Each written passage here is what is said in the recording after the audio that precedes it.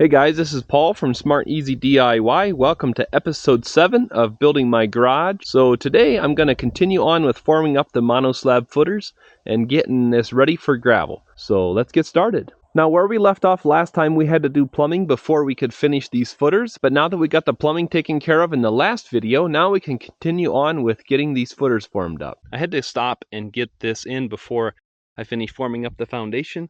And the reason was because I had to dig through here underneath this foundation to get the pipes out there for the septic and stuff. So I wanted to wait on bracing this and backfilling because of that.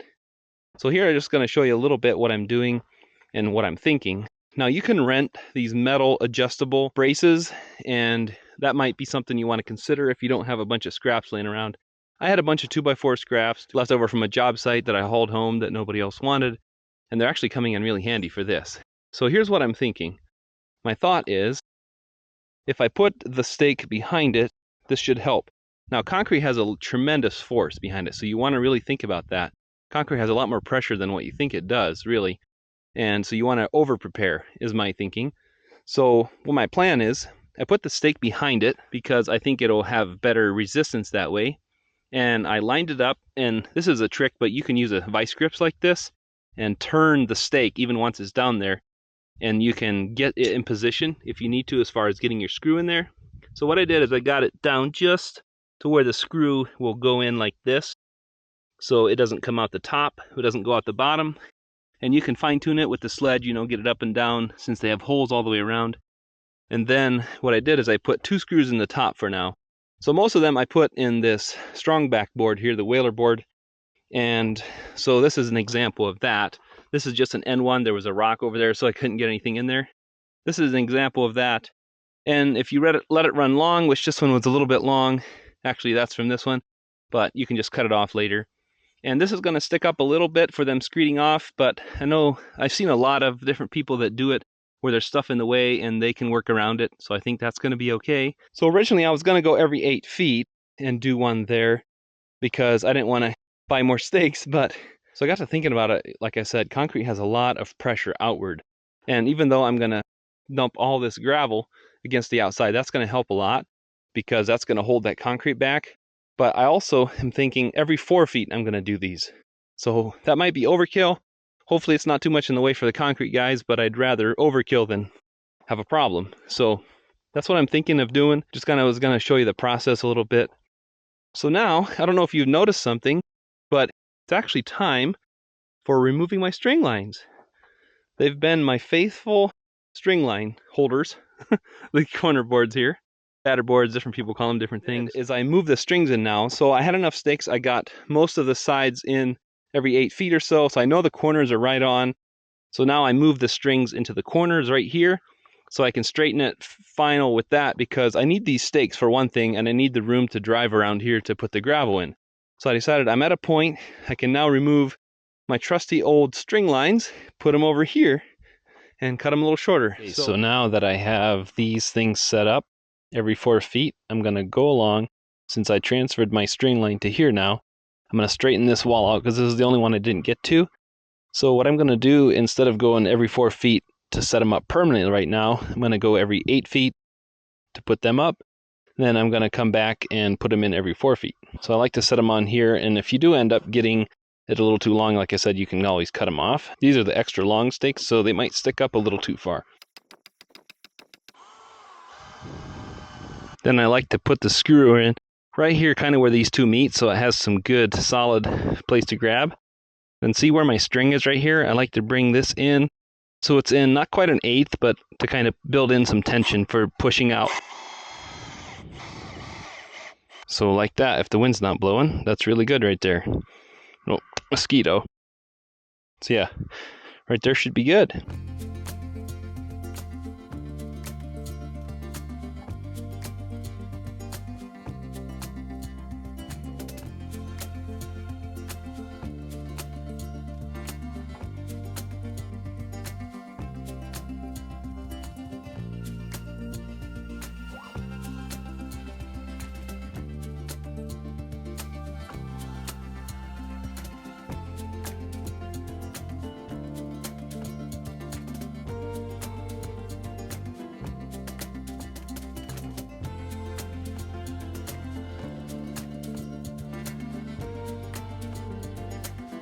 Okay, so I'm out here evaluating the site to see how much gravel I need, and I used my laser transit. So this comes with a receiver, and I put a piece of electrical tape on that because it's so loud.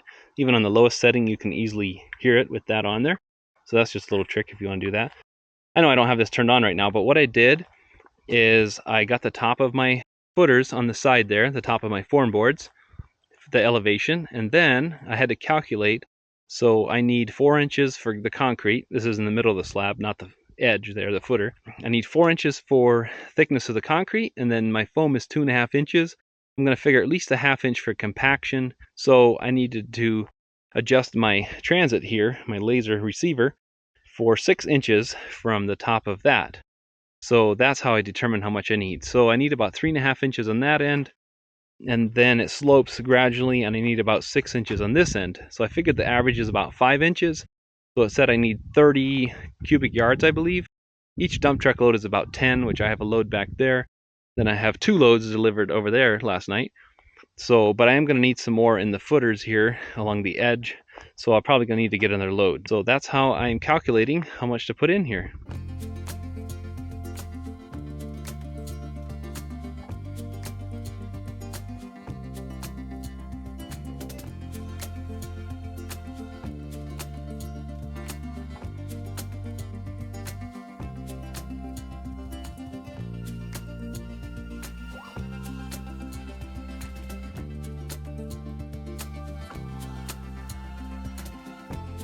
So this is kind of roughed in pretty close. What I wanted to do when I dumped some in, I dumped a little extra on this side. My goal is to try to go for the bottom of the board, see how there's a gap there. And I left that intentionally, a little room to put the boards in for the forms, but also so I can get some compaction under there. So that's my plan, is to get this stuff in here. This is a little coarse. This is 2-inch minus pretty much. So I put some on the outside here. It's still kind of messy, but I'm going to clean it off better as I go along. But this is kind of my first attempt here.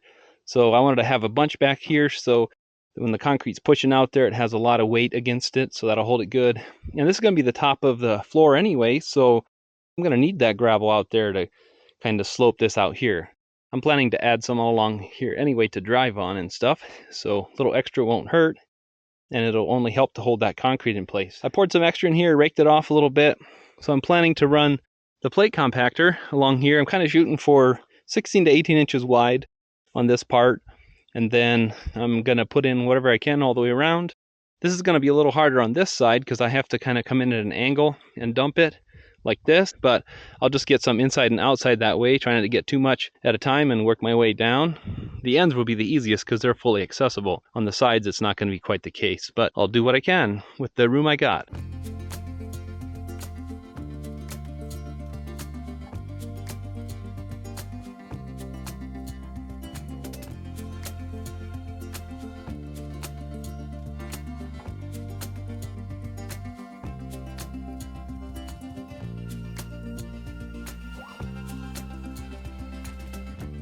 So it took a little bit of raking, little doing. Now I could have dug in the pile with the right side of the bucket and got a little better in here instead of doing the whole width of the bucket. But I was just experimenting to see what would work, because I did want some in here to fill this in. So this actually worked out pretty good. I had to do a little bit of shoveling over here, but it really wasn't too bad. This stuff is loose. When it's still loose, that shovel is really easy. And so it really wasn't too bad. But so you can see I still got it messy, and I'm going to use a leaf blower, I think, and try to blow that off, because I'm thinking that might do a nice job. So I'm going to see how that goes. So before I brought the gravel in here, I wanted to try something. I put some duct tape on top of the screws.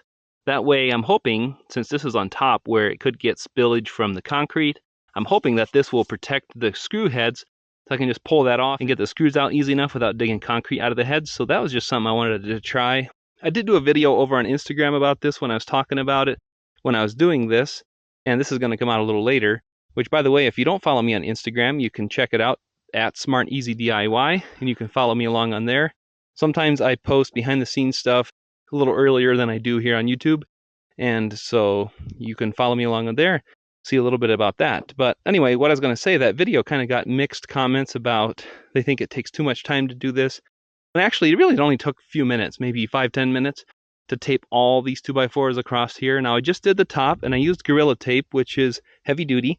and it seemed to stick pretty well to this. I don't care that it sticks too good, but I wanted it to stick good for the gravel process and then for the concrete process. So just a little trick if you want to try it. I'll post later once we pour the concrete and I tear these off how that actually held up, see if it was worth it. But so let me know what you guys think down in the comments, see how it compares to Instagram. So I got this really powerful leaf blower. It's the Milwaukee M18, but it's the bigger one, the blower, because they make a small one too. But I got it with a combo of a chainsaw one time, and so I got a good deal on it. But I'm gonna see how this thing works.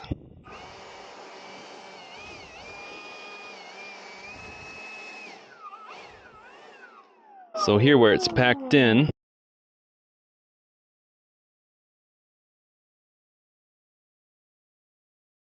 as long as I cleaned it pretty good beforehand, I got it out pretty good.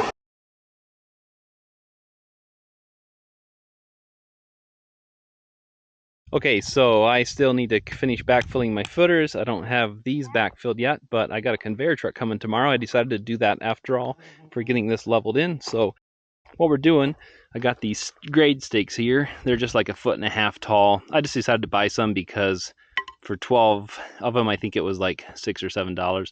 So I needed 36 of them, and I didn't have time to make some because my table saw's at work. So I just did that. So what we did, the boys and I, they helped me, is I just thought it'd be fast and easy to do a quick dot, orange dot with some marking paint every so far. I'm kind of just spacing this out for marking the grade for him when he shoots it in here with the conveyor truck. And I'm going to be at work, but I'm going to try to get my wife to do some time lapses of that for you guys tomorrow. And so hopefully I can show a little bit how it works if you've never seen one.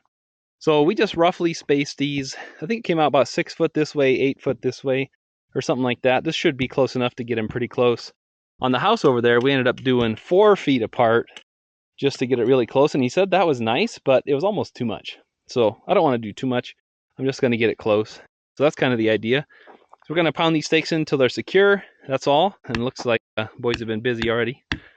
And then we can just shoot it with the laser transit, get a Sharpie mark on there so he has something to reference to.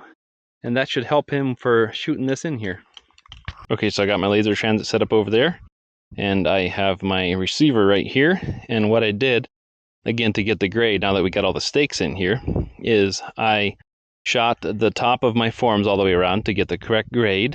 And then I wanted to deduct 4 inches for the thickness of the concrete, plus 2.5 for the thickness of my foam. So that's 6.5. But then I'm going to figure 3/4 inch for compaction for all this. So instead of 6.5, I'm actually going to go 5 3/4. So that's what I set my grade stick at. And then you can kind of see here some of the stakes that we did already. So what I'm doing, I'm just using my laser transit and I'm setting it alongside one of these, try to get it level. And you're going to hear it beeping. So what I do is mark right where the bottom meets right here. So I got a mark right there at the bottom. Now this is close enough for gravel. I don't have to get it perfect. This is just for the guy tomorrow to shoot it in with the conveyor belt. Even if my stakes are in a little crooked, as long as I try to mark it as level as I can. So that's what I'm doing with all these. You can see I got marks back here already. It's about 6 inches I need back here. That's what I'm doing with that. So that should work out good. So that way he can see every 8 feet or so, 6 to 8 feet, he can see where to shoot it in. This laser is so handy. I've talked about it in some of the previous videos. This is the Topcon RL-H5A. I really recommend this one. I've had really good luck with it.